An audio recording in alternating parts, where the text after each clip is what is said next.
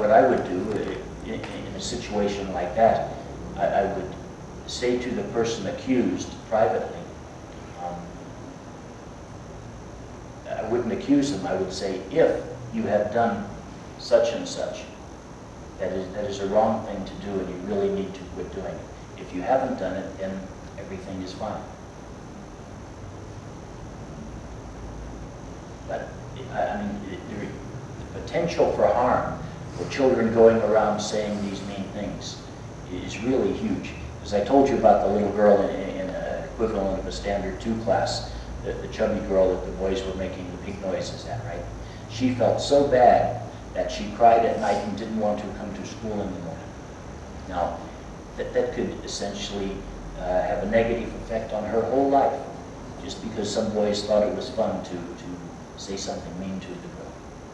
See, so we have to consider that's how harmful mean words can be. Well, what about the situation where we have a kid who likes telling, on his friends? He will go to the teacher and tell every little thing, which is, I don't know, how do we encourage or not encourage? No. If something bad is going wrong and the teacher doesn't know, it's important for somebody to tell the teacher. There's nothing wrong with doing that. But if you see somebody developing a tendency towards doing that all the time, yes. then that's probably not a positive behavior on their part, and you want to discourage it. Yes. And I discourage it by just remember I say, we need to be very direct with the children. The children will get used to very direct talk. And we just say to them, there's a lot of kids in here and they probably see the same thing. And every once in a while somebody comes and tells me something and that's helpful. But you're the only one who keeps coming and coming and coming and telling me. So we don't want you to become somebody who thinks that's what you need to do all the time. Yeah, to get into the teacher's favor most of the time. Yeah. We always get this type of kids. So you just come right out and say to them that sometimes children, say, look, I like you anyway. You don't need to do that, so I'll like you. Yes, and sometimes children do that so that because then they think the teacher will like them. You just be that direct with the children. But anything, no matter what behavior it is, right? As soon as you see a behavior that might be harmful in the child's development, we deal with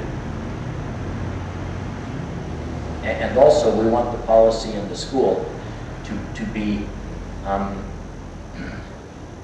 matters, if they can't be quickly dealt with in the school, we want to contact the parents quickly. Usually schools don't like to contact the parents because the schools don't like the parents to know there's any problems in the school. And so they wait until the problem becomes a real disaster in the school. But all of the parents, when I've talked to them, have heard that they will be contacted immediately if there are any behavioral or academic problems that come up with their child in the school, that we feel that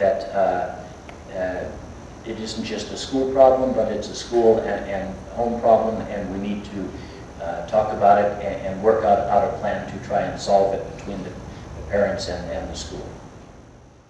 And related to not saying mean things to each other, number 9, which is teach children how to effectively command the right and forbid the wrong. See, because we want to have a zero tolerance policy on wrong behavior, everybody in the school has to get used to commanding the right and forbidding the wrong.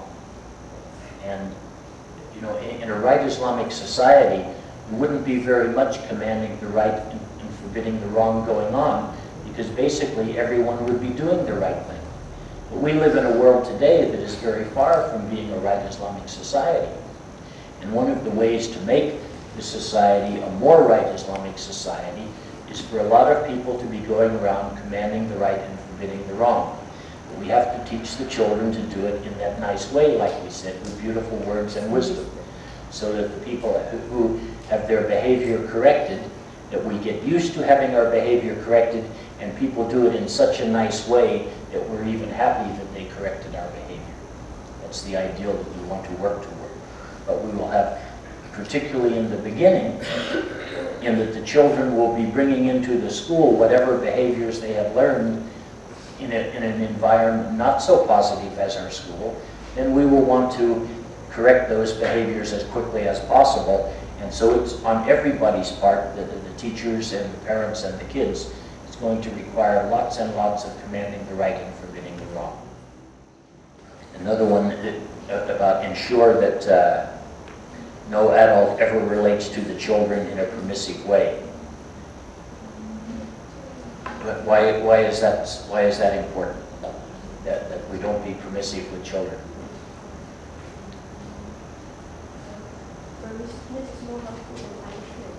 That's true. There was another one when I talked about the shaping process of life. You remember that? Why it is such a, parents and teachers often think that letting children get away with something is being nice to them, and why it's not being nice to them. Why did I say it's not being nice to them? It's some sort of rewarding them. Okay. In essence, you are to let somebody get away with a wrong thing. It is like rewarding that wrong thing, and anything that is rewarded tends to increase in the future. So you are actually helping the children to move along the path to shaitan. In the subtleties of the way that shaitan works, he gets people, even like parents and teachers, to feel like they are being nice to the kids and doing something, being kind to the kids by letting them get away with things. Where actually, you're harming the child. See, every time you let a child get away with something wrong, you're actually harming the child, because you are sending them a little further along the path to shaitan. So we have to watch for these subtleties that shaitan uses. Really, really subtle. Very, very tricky. So while he gets us to think we are doing something nice, we are actually working for him to do something evil. Most common response you get from the public.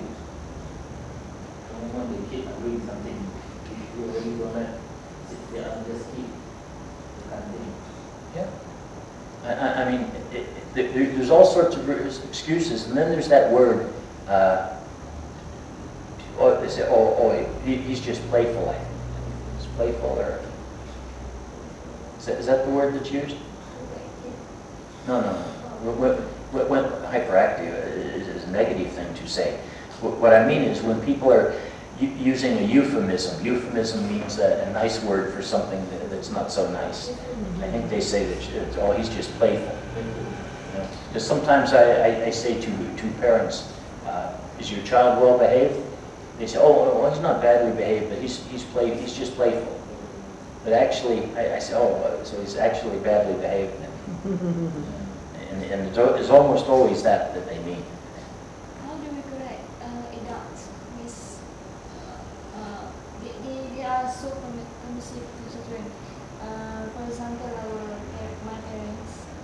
So I would like to correct my sister, but at the same time, I would feel like it's not that appropriate to correct my parents also. And we're talking about your parents or your sister, because the relationship is different. Yeah. Or your parents with your sister, you mean? Oh, I see. Correcting parents is a really difficult thing, because in Islam we have certain responsibilities and obligations in the way we communicate with our parents.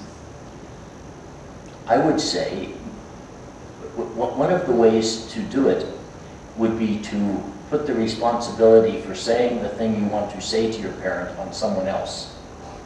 You see, because there are things you can't say to your parent that I could say to your parent, for example. And so you could say that you have learned from me a certain thing, and then tell your parent what you have learned. And the thing that you could draw that graph for them, or not graph, that diagram for them, how people's lives are a little step from when they are born to when they die. And when you die, there's only two places you can go. So along the way, you are traveling one of two paths, toward paradise or toward hellfire. And everything that Allah likes, every good behavior, is a step toward paradise. And everything that Allah doesn't like, and that's a wrong behavior, is a step toward hellfire. And when you let a child get away with doing something that is wrong, then this is not what Allah likes. Although you are trying, you say, although people do it because they love the children and want to be kind to them, actually, what he has said, referring to me, is that that's not being kind to them, that's actually hurting them. And tell it from another person. You see, that allows you not to have to say it directly to your parent. And I think that takes away a little bit of the Islamic obligation on how you can speak to your parents, because in Islam you almost can't really correct your parents on issues like that directly. And you might offend them greatly by telling them someone else said that. They can't blame you for it. Not just parents, maybe sisters, brothers. Well, yeah, no, but parents have the special place in Islam more than with everyone. This is the case, right? The closer the relationship, but parents have the absolute special relationship where we have been told there are certain ways we cannot deal with our parents. You said before, since man is born, there are only two ways, and then it's going to recognize one. Then in some case, you can see people, for example, when I was young, it was very bad, doing crime all the time, for example. And at the end of their life, they're very cool, kind, sincere, become a very perfect person. Yeah. So, how do you see all this? Well, this is that thing that I said. At any time at all, because we have inner speech, at any moment we are the sum of our total past learning experiences. Each time you have a thought, you change who you are. So in each new moment, you can become a new person. And some people come to realizations through their life, or have experiences in their life that write messages in there very powerfully, and they move them from one path to another. But I don't want to make it seem like you're only on one path or the other. So you can be on the path to paradise and do something wrong. It doesn't immediately put you over on the path to hellfire. I mean, but ultimately, you are on one of those two paths. And for quite a while, those two paths don't separate much, right? But the things that you do end up making a separation in the path, and you're either on one or the other. But people on the bad path do some good things, and people on the good path do some bad things. And they just make your progress along the path a little less, a little slower. You had a question? What if the case is we have parents and their children here, and they practice progressively by letting their children learn everything in school, but not through them? Okay, all the parents who put their children in the school have made an agreement with us that they will learn our techniques and will try and use these same techniques in the home. Yeah. So they won't learn as much as you, right? They'll just have a few hours. But if we suggest to them something like, well, in the school we are not permissive, and at home it seems like you let a lot of things get by, then they have to be willing to hear those kind of things and deal with it. So all the parents putting their kids in our school, we will be able to talk to about those things. Yes. We are teaching small kids to command all rights and control laws. And when they get older and older, at one time, they will be kind of people who are very strict and Very straight? Very strict in everything they do. So let's say at one time they correct their parents for any wrongdoing, and their parents get hurt. They have bad feelings about whatever the kids say. So is that simple for the kids, for the children? Okay, but remember, we'll be teaching the children not just to command the right and forbid the wrong, but to do it the correct way, which means not hurting somebody's feelings. So they will have to learn to do it nicely. But what you say is actually true. The children will be making some corrections on the parents, and the parents are going to have to learn to deal with that, and they will know in our school that the children, because I've told the parents that I said, we are not going to try and enforce in the home all the things we teach the kids in the school, but we will be teaching the kids in the school, for example, smoking is wrong, watching too much TV is wrong. No matter what you do in your home, we'll make some suggestions, but you don't have to do them, but we will teach the kids in the school certain things. I think my kid last time, when they cover, they ask us why the woman should cover their head. Said they want is what I found us to do. So what happened if they fail to cover and said they go to the hellfire? They want to set that. You know what happened when my friend came to the house? Very friend, not covering. My doctor will say direct to that lady, auntie, you go to hellfire. But you fail to cover your head, not really shocked, my very friend. He said, what do you teach your kids? He said, don't stop everywhere in the school, at house. Because we are saying it to our because they ask us questions. The moment they notice that what we thought really happened in front of them, they really express it out. Yeah. Is it something nice, or is it moving toward some kind of direction? Well, I mean, but also we have to consider this answer. I mean, it may be taught that, but I don't think, honestly, that's the correct answer.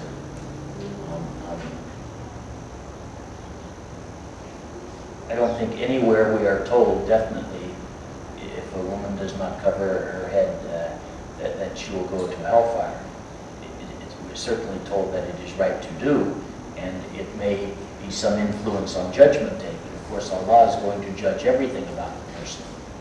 And it may be other things weigh heavily enough so that we just can't say that that's true. So I think that it's not good to tell children absolutes like that. Yes, is it not appropriate for us to mention the hellfire? Well, no, it's appropriate to mention hellfire, but we have to be sure that we are not telling the children that a certain thing is going to get you there unless we have been specifically told in Islam that it will get you there. I mean, just doing something wrong doesn't mean that's where you're going to go. Allah is going to be merciful, and He's going to be fair in judgment and judge everything. So we have to be really careful. We can just say it's not the right thing to do. Yeah, I mean, this is what I say.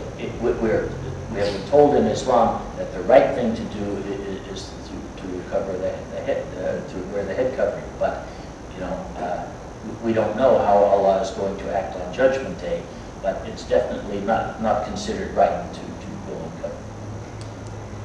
Prof, I just want to be clear. What I meant just now is that when certain parents get hurt of any correction made by the children, even though it is true and being said nicely, but they just get certain kind of feeling. So is that sinful because we hurt our parents? Sinful, is that?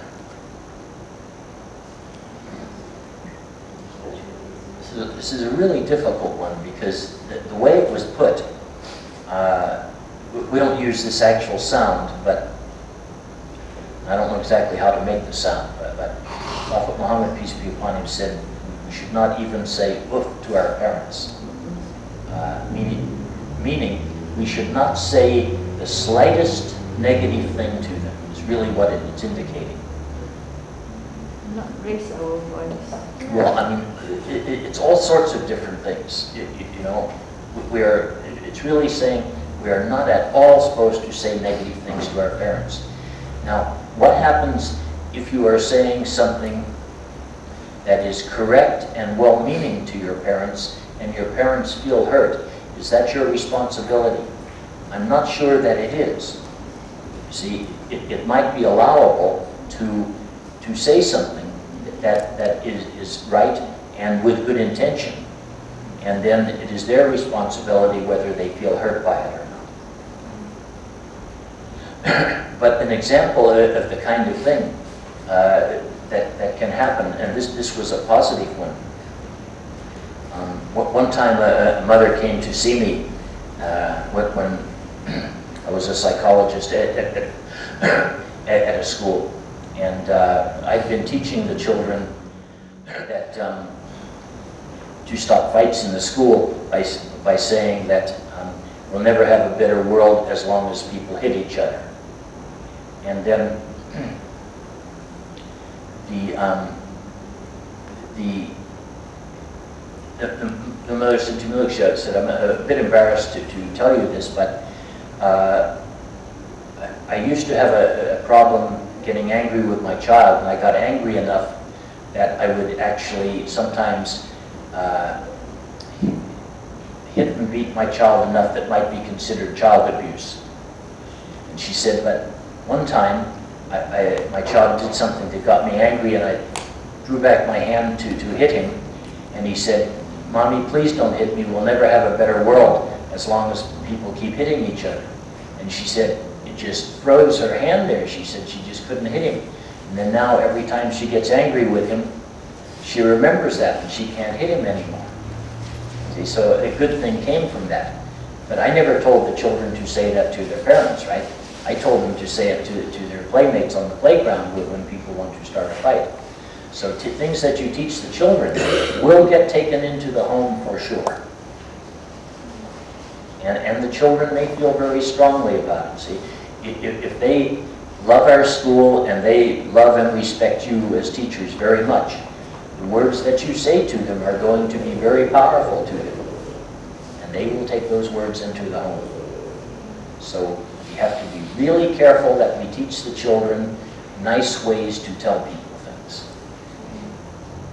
See, the children have to realize it's not just enough to tell the truth. The truth has to be told in a nice way. Because I think some kids, sometimes they feel like it's not suitable for them to say anything to parents. But somehow I think it is just wasting time to just wait for others to talk directly to our parents, because somehow other people will not understand the situation very well on how the thing happened between us and our parents.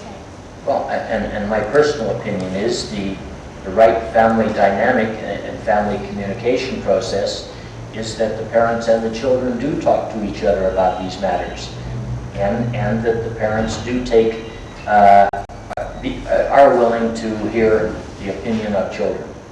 Okay? This is very important. I think that this often hasn't been the case in the Muslim culture, but I think it is a very important thing. And although I'm not sure that this happened anywhere in the Sirah of Prophet Muhammad, peace be upon him, but I would assume that because of his relationship with children, that he might have listened to what children had to say to him and taken that into consideration.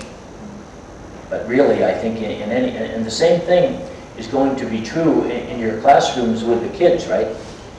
If you are telling the children there are certain right ways to do something, and you don't do that right way yourself, you can probably expect the children will say something to you. I think that should be rewarded as well. Yeah, I mean, in a case like that, what I do to kids, I say, oh, look, you're right, I'm sorry, I shouldn't have done that, that was a bad example. I told you not to do it, I shouldn't do it myself. Thank you for reminding me. And then the children feel good about it. Actually, at one of the schools where I did a lot of work, the children were told that about the rules of Khalifa and ways of communicating in the Khalifah method of communication. And they noticed that many of the teachers don't communicate them with them that way. And some of the times they told the teachers, and the teachers came and complained to me because the teachers felt that they were doing the right thing by speaking harshly to the children. But that goes against the command right forbidden wrong. Yeah, I mean, I didn't agree with the teachers when they came and complained to me. I take the side of the child. I take the side of whoever's right. And I was convinced that the child was right. If the child says to a teacher, Khalifa, don't say mean, or don't speak harshly to each other, the child is right, and the teacher should hear that. So this kind of communication dynamics going on here is the child is right, and then the teachers should encourage the child. If the child is right, see. But the child has to be both correct and do it nicely. If either one of those two are wrong, then you say to the child, you are wrong in fact, or you are wrong in the way that you did it, or you are wrong in both. So this is part of the idea of encouraging the children to be communicators. Now, to some degree, parents might feel a little uncomfortable at first when their children start communicating with them directly on matters like this. But, we have to be working toward a right society, and the movement toward a right society will occasionally make some people feel a little bit uncomfortable. We just try to make it as nice as possible, always done as nicely as possible. So now we'll jump to one where we haven't discussed before, which is number 14.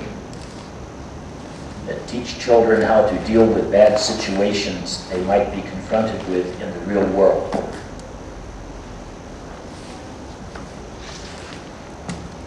And I think we need to spend quite a bit of time on this one, because this is going to be something very critical.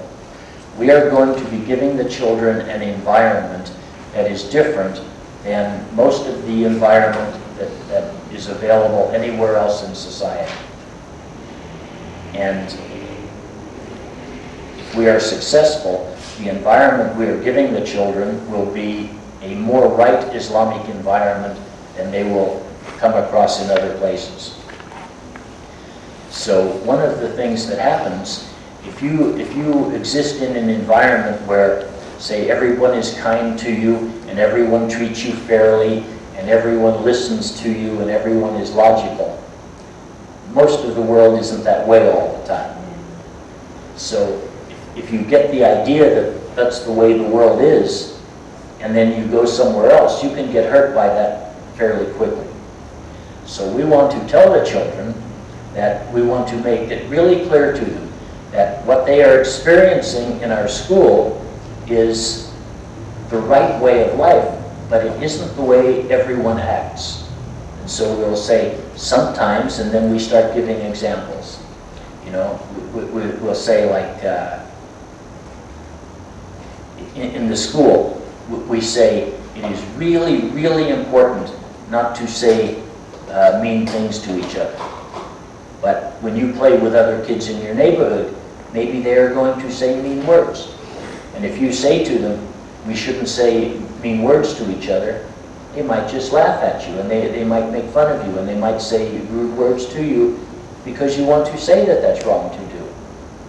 So you need to tell them that this is where you need to be strong with your inner speech. This is what Allah gave you, that we know it is right, but other people haven't learned it is right yet.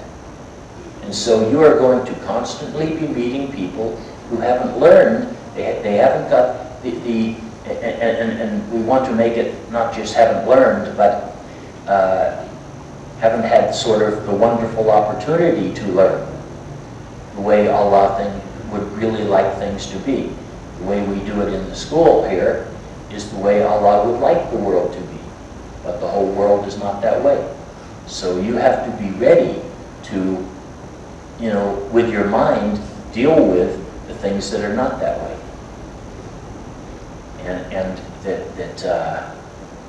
And then we'll go through the different kind of things. We'll say to them, obviously Allah likes everything good, and Allah doesn't like anything that's bad.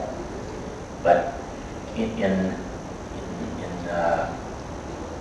somehow or other, you can say, a lot of kids today have learned that being good is not cool, and and being bad is cool. They have learned that. And we say, you learn that because this is the kind of thing Shaitan wants you to know. Allah doesn't want you to think that, does he? And they'll say, no, he doesn't. Because they will understand the logic of Allah likes what is good, and Shaitan likes what is bad. But we'll just have to say to them, you see, so what we are doing in the school, we want to show you the way the world should be. But you're going to go out into the world that actually is. And Shaitan has big, big influence on the world. So there's going to be lots and lots of people who are not going to treat you in the right way, and will say wrong things to you, and they will even try and tell you what you think, what the things you know are right. You're going to find people who tell you they are wrong. But they only tell you they are wrong because they don't know any better, or because Shaitan has tricked them into not knowing the truth. But you are really lucky because you get to learn what Allah really wants. So we'll need to do lots and lots of that. And so we'll need to pick all the situations where that can occur. Yes? So then, at that time, we tell the children that when they resist all these figures of speech, and Pardon, just that, I didn't hear that. when they resist the bad influences from Oh, outside, yeah. they're doing their responsibility number 1 and 2 by being good. They're helping others so that they can see a good example of the child. But we need to tell them also, just you telling somebody what is right isn't always going to change them, and they won't always believe you. Right? But still, you are fulfilling your second responsibility. Right? Because we're not to make them be good, we are to help them. And we help them by telling them what is right. If they want to ignore it, then there's nothing we can do about it, but we have tried, and that is what Allah wants us to do. And then remain a good example to them. Yes, I mean, see, this is very critical, that the children learn not to be changed by the bad influences of others. And so that this is the real critical thing.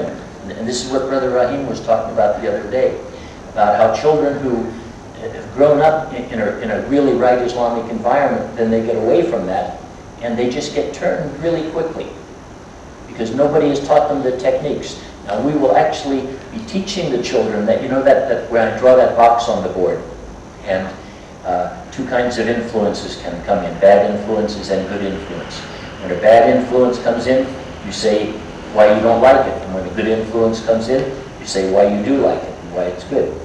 And they need to do that. They need to remember to do that when we tell them, see, we're not just telling you this so you can learn it. We're telling you this so you can use it to keep yourself the way Allah wants you to be.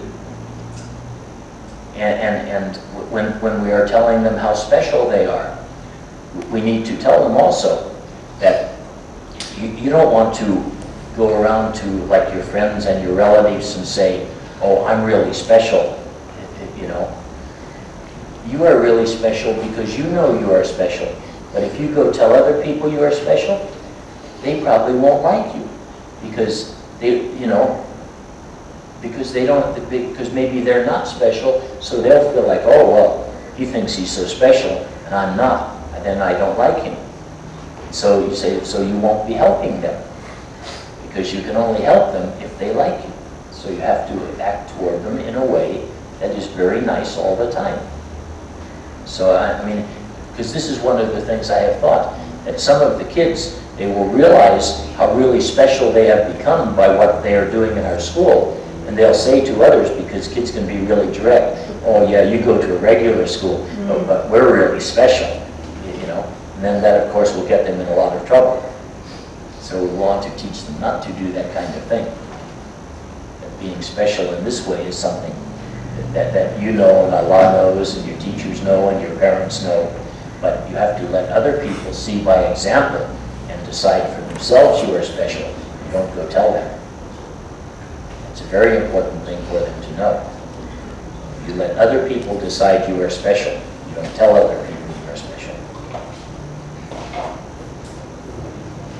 See, absolutely everything. You know, I keep being asked, what should we really do in the classroom? What we should do is deal with absolutely every possibility that might arise.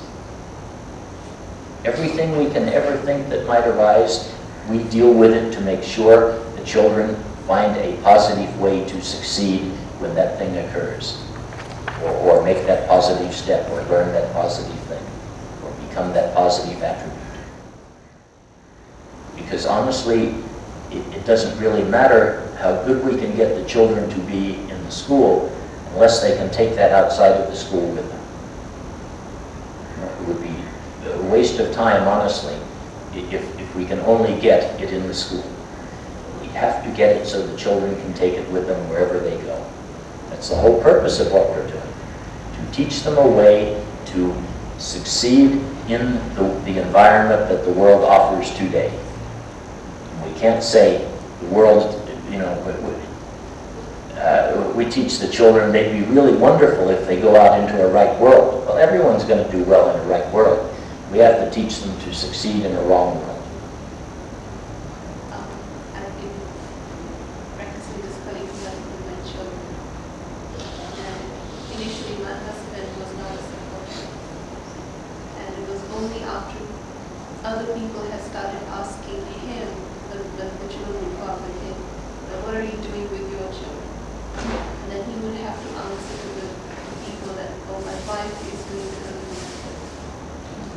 And it was only then he became a leader.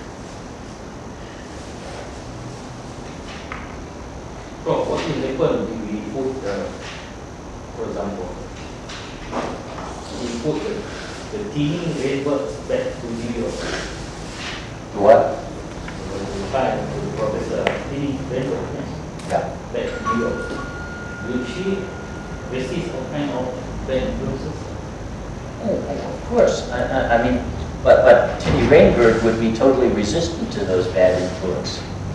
You know, I mean, she is an example of a more or less perfect child of the future. Will there be any space for her to overcome her bad influences? Yeah, no, that's what I'm saying. She will be subject to lots of bad influences, but she won't be touched by them because she is so certain in the rightness of what she knows is right. On her own. On her own, yeah. Yeah, if you could get somebody to that point that she is at in that book, she would be untouchable by the negative influences. That's what we hope we can create. Children who are eventually untouchable by the negative influences of the world as it is today. I think that's It's okay to confine our kids just to the house and not to let them to go out. Oh, no. But I mean, that sort of really puts great limits on their learning to socialize in the world. But the thing that I do suggest to parents, particularly if you know the people who your children are friends with, if you can tell them about this kind of method and convince them to use the same kind of method with their children, so that when your children go out and play with others, they meet other children who have the same kind of ideas and whose parents talk about the same things and treat them in the same way. That's the ideal, see? So it works better if you spread it. It is always difficult if you are one alone with no matter how right your ideology is, if you are one alone with that right ideology in a group that holds an opposing ideology, it's very, very difficult to keep it. And this is why it is always good to have others around that hold the same ideas. And this is why with relatives also, you know, I mean,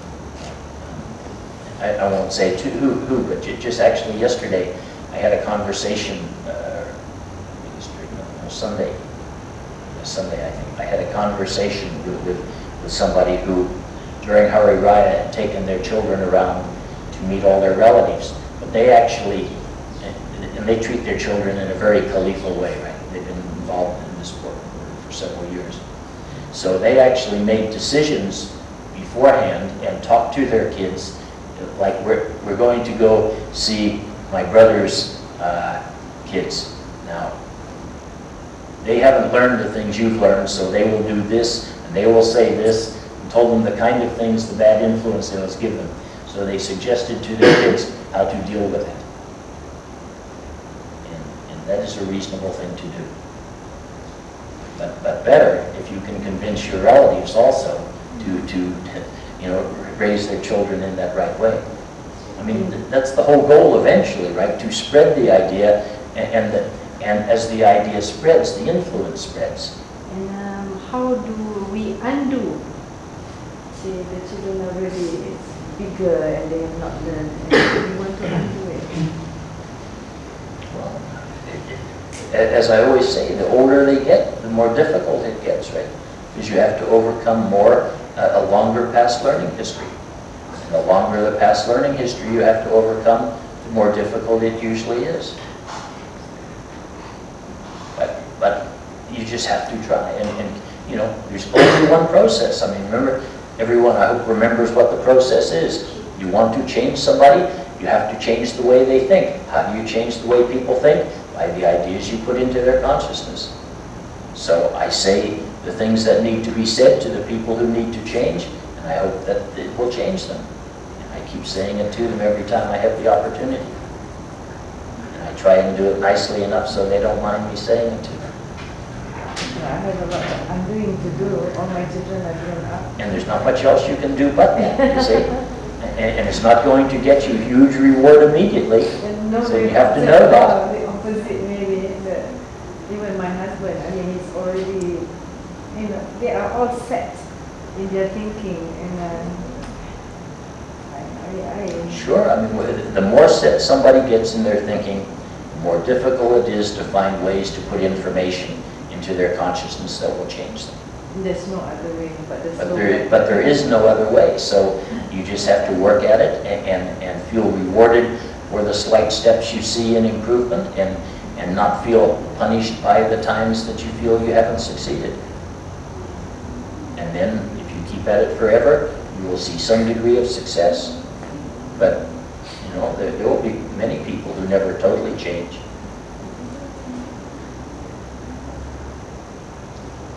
Sometimes you don't mind your kids' friends to come to your house, because your house is some sort of environment. But sometimes they want to say, okay, they want to pay visit to their friends.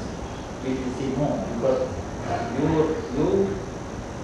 you know very well that the other side, the environment is not controlled at all, like the TV, the games, everything. But if they come to your house, you know that you can control your kids and their friends. To be honest, I think a parent that is using some particular, who has some really good values they want to give to their children, and are using some techniques to give them to their children and having some success, should to some degree do that kind of thing. Keep as much control over their child's environment as possible. And by having the other children come to your place, as you say, there's a lot more chance something good will go on than when your children go somewhere else. I mean, I remember from my life what went on when I went wherever I wanted to go. I've gone wherever I wanted to go from when I was about 5 years old. I just went wherever I wanted. And what we did out there sometimes were really terrible things. But there will be a time when we have to let go, like they go to college. Yeah. So hopefully by then you have prepared them. Hopefully by then you have prepared them. I know I have some friends whose children I've known now for maybe 5 years, and like a couple of them have just gone away to university, and they were really, really excellent kids, and I just hope that they still are, because I worry for them, because I know how often this has happened. And both of them kept their children in reasonably protected environment. You know, I mean, the children never got to go anywhere where the parents didn't know where they were going or who they would be with, and they weren't allowed out very late at night, even when they were 18, and had to be home by 6 o'clock or something like that. And they go away to university, and I think, I wonder what they're doing there. They tend to lose, you know, because they are one in the crowd. Yeah, see, that's what I'm saying. That's why we need to teach the children to take their environment with them. We are giving them a special environment in the school. We want to teach them with their consciousness to take that environment with them as much as possible. It's not a perfect thing. If we could teach them perfectly, like the Tinny Rainbird in the book, she had learned it perfectly, then she would probably be totally resistant to negative influence. But otherwise, and I do always suggest when somebody's children go to university to very quickly find some other Muslims at the university who hold similar ideas and become friends with them quickly and associate as much as possible with them. But when I hear, you know, some of their kids email me and they say, oh, it's very interesting now, you know, I'm getting a lot of new ideas because I'm associating with a lot of non-Muslim friends. Oh, I don't know whether, you know, you think this is a good idea. I don't know whether I think that's such a good idea or not. I mean, to be honest, and also this, one of them is in another country, so he's in the United States, so I really worry what their non-Muslim friends are like. But all we can do is give them the best tools they can to protect themselves and get them as ready and knowledgeable about what they'll face as possible. And then eventually it is up to them. So I said, you wonder on the medical ground, whenever you go overseas, you study the actual environment of the state, what kind of disease. And then you willing to give yourself a chance. For example, people are going to Angola or Nigeria, you know. Maybe study first the state of condition in that country, what kind of disease, TB, malaria.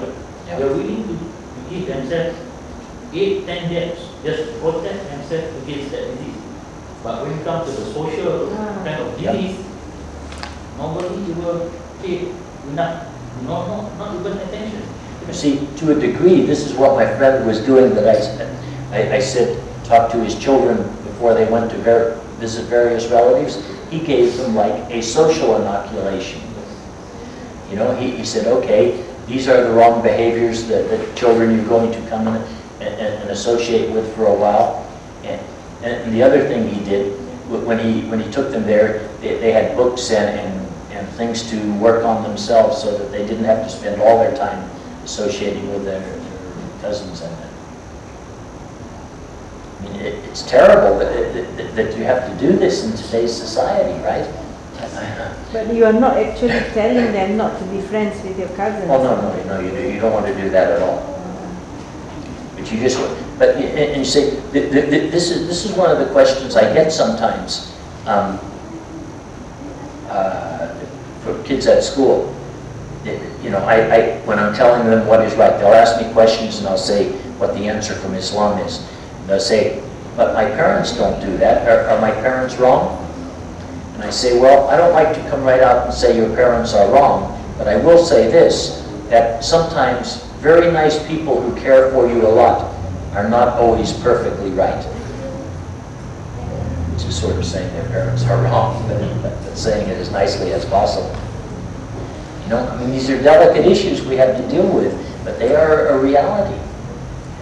You know, I mean, I'm sure almost everybody has relatives who, some of them, they're either their relatives or their relatives' kids are bad influences on your kids. In the end, the relatives will think that you are snobbish. I would be willing to accept that to protect my kids from bad influence. That's the impression. I mean, other than to a mother and father, to brothers and sisters and other kind of cousins and things like that, I would be willing to say to them, you know, we have a way we think is right to raise our children. We want to raise our children to be really good Muslims. Everyone doesn't use this way yet, but we feel very strongly about it, and you know, we want to protect our children from influences that are different than we are teaching them. Because the general consensus is, say, one or two in a family learn the, you know, even not a Khalifah method, they go to Islamic school which has similar methods. And they say, just because your children go to Islamic school, that don't make you, you know, above us. And sometimes like we are waiting to prove you wrong. See? You know, they are like, you know, just waiting to prove that, see, you don't have to send them to that school. They are going to turn out the same way anyway, and they are just like waiting for that. Yeah, I know. You know, in English, I'm always saying about how English has lots of sayings. One of them is, misery loves company. You know, if you have something going wrong, you don't want to be the only one. You want everyone to have that same thing going wrong. Let's suffer together. So if we have to suffer from our kids being wrong kids, I don't want to see your kids being perfectly right. They're gonna go wrong too. Then I'll feel better. I won't feel like I'm the only one. But these are the relatives. But see, what else can you do? I mean, we're not just talking about a little change. We're talking about taking a major step towards what is right in Islam. And when you take a really big step, there are going to be people for lots and lots of different reasons that human beings come up with who are going to resent you taking that step, particularly if you are very successful. Number 15, teach students how to do zikr for students. We've already sort of dealt with that in another way, but and this is really for students who are a little bit older, what we suggest to them is specifically that they remember each time they learn something new in class to give thanks to Allah for that thing and think to themselves, what is Allah's part in it? You know, like say for instance, the first time you hear about a DNA molecule, you know, when you're taking biology or something. And then, so you thank Allah for the knowledge of the DNA molecule, and then you think, wow, this is so amazing the way Allah sets up a lot of atoms in a line, and they tell, you know, like a new human being or a new tree or whatever to develop. This is just so incredible the way Allah works, right? And so by thinking those kind of things, this is like an ongoing zakir for students. It is like each time they hear a new bit of information, that's a cue to remember, have some remembrance of Allah. That's what generally this zakir for students is about. How about the dhikr that you understand, like saying Khalifah Method and all these good. Yes, I don't say much about that, but because that has not been part of my culture as I grew up. So to be honest, I don't do nearly so much of that as people who grew up with. I believe in it, but it never became part of my communication pattern. But I think like saying MashaAllah, when you see something wonderful, I think it's also Yeah, really... No, so that's what I was going to suggest. All of you as teachers grew up in a culture where you are comfortable doing that, and we'd like to have lots of that in class. You know, every time something good happens, you say something, alhamdulillah, and whatever you say in the different situations, teach the children that specifically and teach them by example. So there's lots of that in class. Lots and lots of it. And all of these things are good because they are all part of the remembrance of Allah, so that Islam becomes your total way of life. And this is the thing that we have lost, right? Basically, Islam is not the total way of life anymore. We live in even in Muslim society, we live without Allah being there all the time with us. I mean, Allah is, from our point of view, we're not remembering Allah is with us all the time. And every one of these things is a way to get that. So we would like lots and lots of that. As I say, my only reason for not doing it, I believe it is good, but it is just awkward in my own communication because I didn't grow up doing it. If you grew up doing it like we want the children to do, then they will feel very comfortable to do it and they will remember to do it a lot. I mean, I find myself, often I use the term thank goodness, right? Which we don't want to teach the kids. I mean, we have the equivalent thing we can say in Islam. But it is so deeply ingrained in my internal communication pattern that comes to mind first. So, but with the children we're teaching, we want them to, use the appropriate Islamic terms for the different things that happen. Well, they give a lot of they come when there are parts already understand that there is a change between learn job. And also in this communication, we want to teach the children and practice the appropriate dua for different things. I think this zikr, I think every Muslim family, we have always used Alhamdulillah, Yeah. Inshallah. You can see them receiving awards for singing, they will automatically say Alhamdulillah, Yeah. which is actually for singing. And it's you get used to it, you will use it. So we want to be sure that children hear lots of that, and also we suggest it to them. And also, see, normally the thing they wouldn't get is people don't tell them why. We will also tell them why.